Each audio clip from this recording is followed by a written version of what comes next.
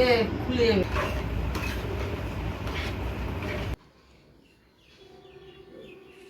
আর ইনি হলো মা লক্ষ্মী, ইনি না হলে আমার বাড়ি উদ্ধার। নমস্কার সবাইকে, কেমন আছেন সবাই? তুষার মুক্তি চ্যানেলে সকলকে স্বাগত। আজকে হলো লক্ষ্মী পুজো, তো সকাল সকাল স্নান করে রেডি হয়ে নিয়েছি কি পরবো বলে। আর ছেলে আজকে আমাকে আলতা পরিয়ে দিল, আর কি শাড়ি পরবো সেগুলো তো দেখিয়ে দিলাম আমি। যেহেতু তুষার ছিল না, তো লক্ষ্মী ঠাকুরটা আমি কিনে নিয়ে এসেছিলাম আগের দিন, তো কিট্টুকে দিয়ে বসিয়ে নিলাম। এখন কিট্টু মালা গাচ্ছে, আর আমি এদিকে ভাজা বসিয়ে দিয়েছি, 5 রকমের ভাজা, পায়েস, সুজি আর লুচি এগুলোই করব। তো কিট্টু প্রত্যেক বছরের ন্যায় এবছরও আমাকে হেল্প করছে। আর তুষার ছিল না বলে আমরা অত কিছু আয়োজন করতে পারিনি, যতটুকু পেরেছি করেছি। তো কিট্টু তো সত্যি আমাকে খুব হেল্প করে, না করলে হয় না, মেয়ের মতন কাজ করে আমার সঙ্গে। তো সত্যি আর ভালো লাগে ও আমাকে এতটা হেল্প করে বলে। তো যেহেতু তুষার নেই, সব কিছু আমি আর ছেলে মিলে আয়োজন করলাম।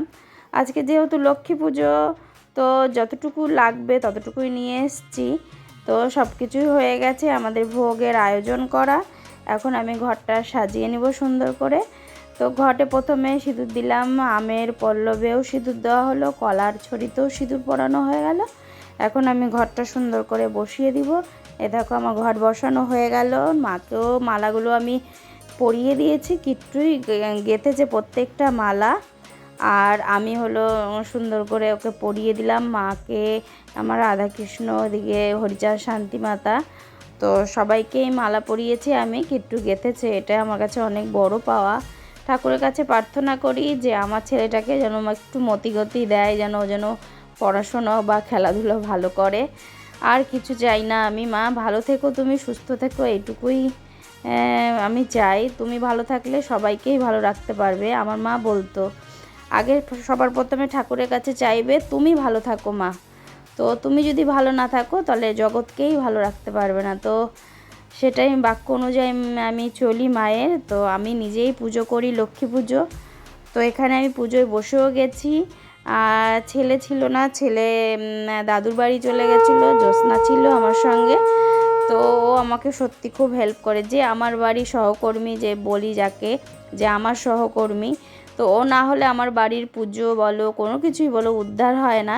তো সেই মানুষটা সত্যি আমাকে এত হেল্প করে, আর আমার বাড়ির একজন সদস্য। তো ও না হলে আমরা কোনো কিছুই মানে চলবে না আমার বাড়ি। ও আমার বাড়ি একটা লক্ষ্মী। তো সেই লক্ষ্মী আমার বাড়ি এসছে, প্রণাম সেরে নিল।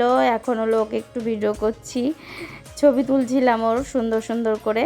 তো সেটা নিয়ে হাসছে। সেই মানুষটা আজকে আমার বাড়ি এসছে, এটাও অনেক পাওয়া। তো চলো, পুজো অনেক দেরি হয়ে গেল আমাদের লক্ষ্মী পুজো, এখনই শেষ হলো, সম্পূর্ণ হলো লক্ষ্মী পুজো আমাদের। এই হলো বাড়ির লক্ষ্মী পুজো, এটা আমার ঠাকুর ঘর। আর ইনি হলো মা লক্ষ্মী, ইনি না হলে আমার বাড়ি উদ্ধার নেই, কোনো কাজই হয় না। এই হলো ঠাকুর ঘর।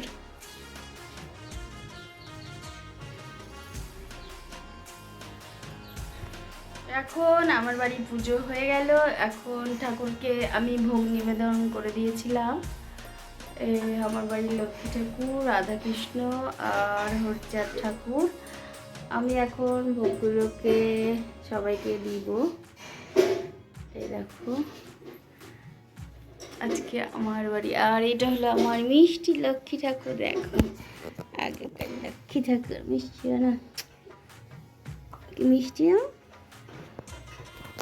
আমি ভেবেছি এরপরে আমি পিতলের লক্ষ্মী নিব, কেননা যখন লক্ষ্মী ঠাকুর আমি নামাই থান থেকে, মানে নতুন করে লক্ষ্মী ঠাকুর আনতে হয়, তার জন্য তো তখন খুব কষ্ট লাগছিল আমার, যে এনাকে আমি 1 বছর ধরে পুজো করলাম, তো তাকে নামিয়ে রেখে আরেকজনকে এনে পুজো করলাম, সেটা মেনে নিতে পারছিলাম না।